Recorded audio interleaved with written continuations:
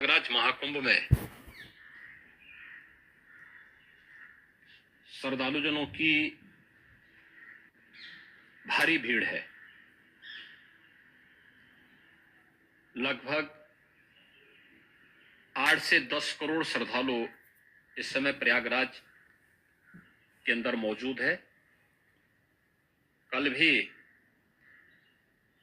5.5 करोड़ श्रद्धालुजनों ने महाकुंभ का स्नान किया था।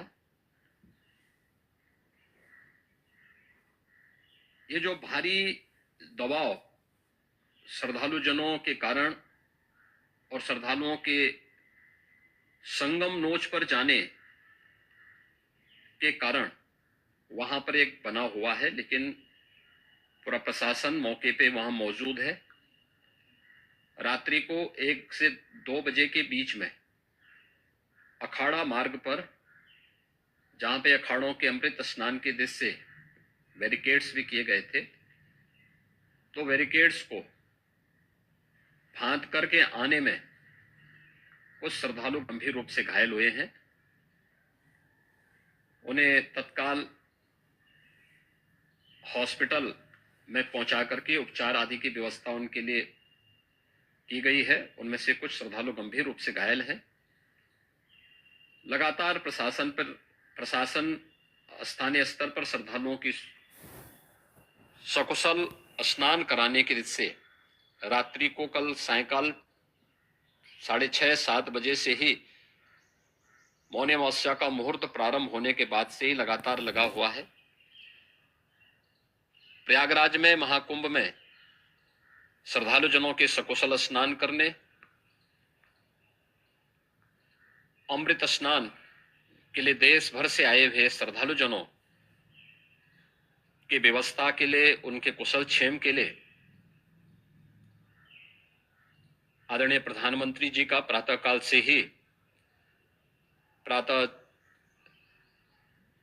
काल से ही उनके लगभग 4 बार प्रधानमंत्री जी ने हालचाल लिया है। माननीय गृह मंत्री जी ने,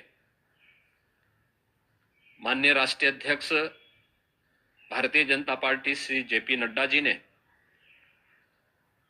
माननीय गृह मंत्री श्री अमित शाह जी ने भी, और प्रदेश की माननीय राज्यपाल श्रीमती आनंदीबेन पटेल जी ने भी लगातार जानकारी लेकर के सभी के कुशल क्षेम और सकुशल स्नान कराने के बारे में निरंतर रिपोर्ट ले रहे हैं।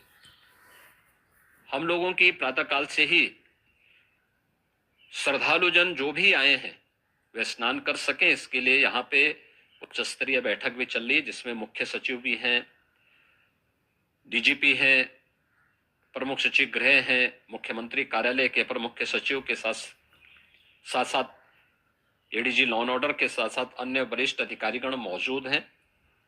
प्रयागराज में हालात वर्तमान में नियंत्रण में है, लेकिन भीड़ का दबाव बहुत बना हुआ है। अखाड़ा परिषद से जुड़े हुए पदाधिकारियों के साथ मैंने स्वयं भी बातचीत की है। आचार्य महामंडलेश्वरों से भी, पूज्य संतों के साथ भी मेरी बातचीत हुई है, और पूज्य संतों ने बड़ी ही विनम्रता के साथ इस बात को कहा है कि नहीं, श्रद्धालु जन पहले स्नान करेंगे और फिर जब उनका दबाव कुछ कम होगा और वे सकुशल वहां से निकल जाएंगे, तब हम लोग स्नान करने के लिए संगम की तरफ जाएंगे।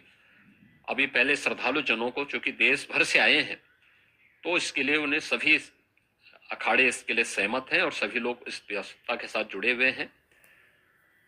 लगातार इस दिशा में हम लोगों का प्रयास है कि जो अब तक प्रातः काल से ही आपने देखा होगा, कल मैंने बताया कि कल लगभग 5.5 करोड़ श्रद्धालु कल महाकुंभ का स्नान किए हैं, और आज प्रातः काल तक लगभग 8:30 बजे तक 3 करोड़ से अधिक श्रद्धालु स्नान कर चुके हैं, और ये लगातार जारी है। लेकिन संगम नोच पर, अखाड़ा मार्ग पर,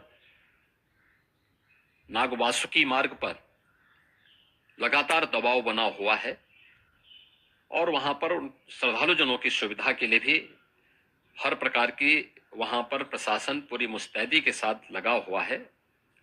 और इसीलिए मेरी अपील है पूरे प्रदेशवासियों से, पूरे देशवासियों से, और सभी श्रद्धालुओं से भी, सभी पूज्य संतों से भी, कि अफवाह पर कोई ध्यान न दें, संयम से काम लें। यह सब आयोजन सभी लोगों का है। प्रशासन उनकी सेवा के लिए पूरी तत्परता के साथ लगा हुआ है।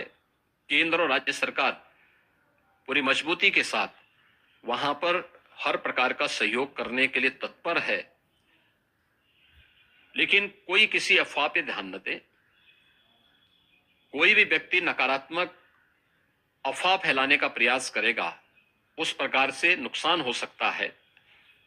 और जहां पर हैं आप, लगभग 15 से 20 किलोमीटर के दायरे में अस्थायी घाट बनाए गए हैं, उसमें कहीं भी वे स्नान कर सकते हैं।